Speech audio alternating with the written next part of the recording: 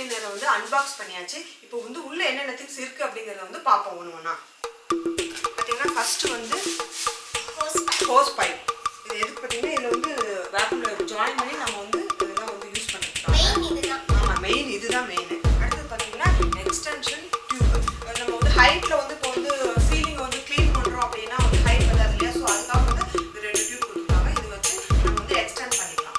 அது வந்து டஸ்ட்லாம் வந்து சீலிங்ஸ்ல இருக்கும். சீலிங் ஃபேன்லாம் அந்த மாதிரி இருக்கும். அதுக்காக. அடுத்து பாத்தீங்கன்னா இது வந்து டஸ்ட் பேக். இது வந்து வேக்யூம் கிளீனர் இதுல தான் நம்ம இத ஃபிக்ஸ் பண்ணி தான் இதுல தான் நம்ம டஸ்ட் எல்லாம் வந்து கலெக்ட் ஆகும்.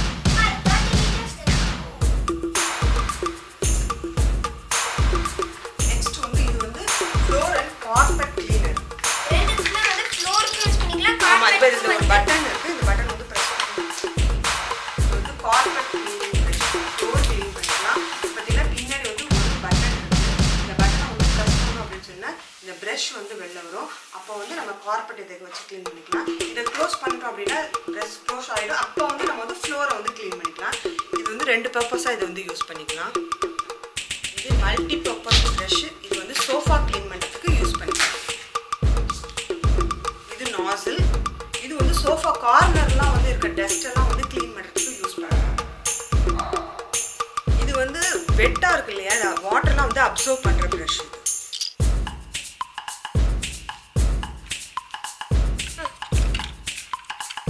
அதான் 4 வீல் இருக்கு. இது வந்து நம்மளே வந்து ஃபிக்ஸ் பண்ணிக்கலாம்.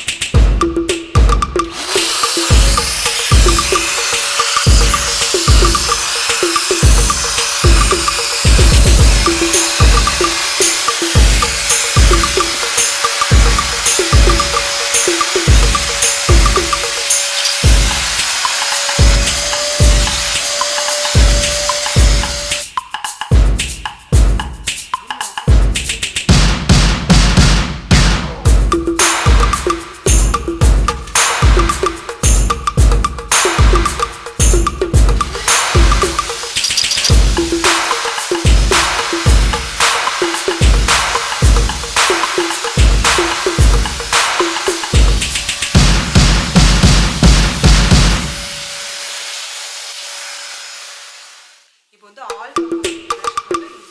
இது எப்படி